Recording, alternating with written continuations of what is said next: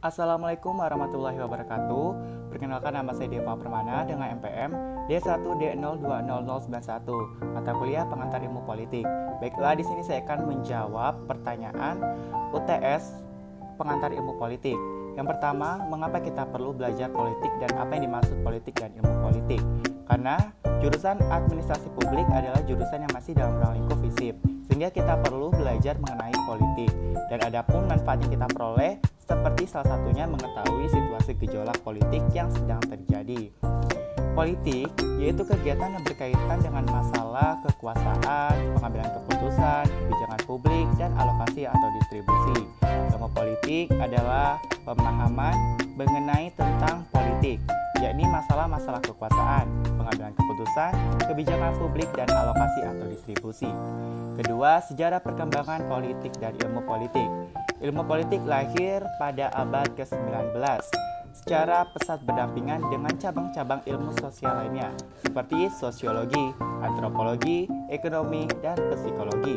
Dalam perkembangan saling mempengaruhi.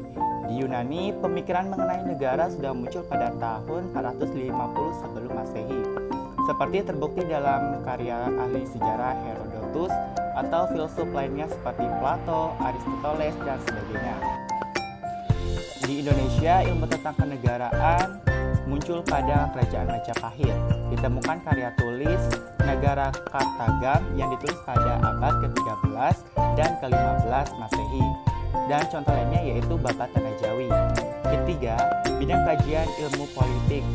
Teori politik merupakan bahasan sistematika dari generalisasi dari gejala politik, yang termasuk kajian dan undang-undang dasar atau konstitusionalisme dan sejarah perkembangan pemikiran politik.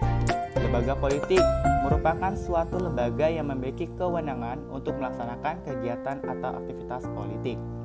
Cakupan studi undang-undang dasar, pemerintahan nasional, pemerintah daerah atau lokal, fungsi sosial ekonomi dari pemerintahan, dan perbandingan lembaga-lembaga politik, partai-partai, golongan-golongan atau groups, dan pendapat umum. Kajian ini menelaah dampak pembangunan sosial, ekonomi terhadap susunan masyarakat, terutama bagaimana pengaruh lembaga-lembaga politik, perubahan-perubahan yang terjadi dalam masyarakat. Cakupan studi, partai-partai politik, golongan-golongan, dan asosiasi-asosiasi, warga negara dalam pemerintahan dan administrasi, serta pendapat umum.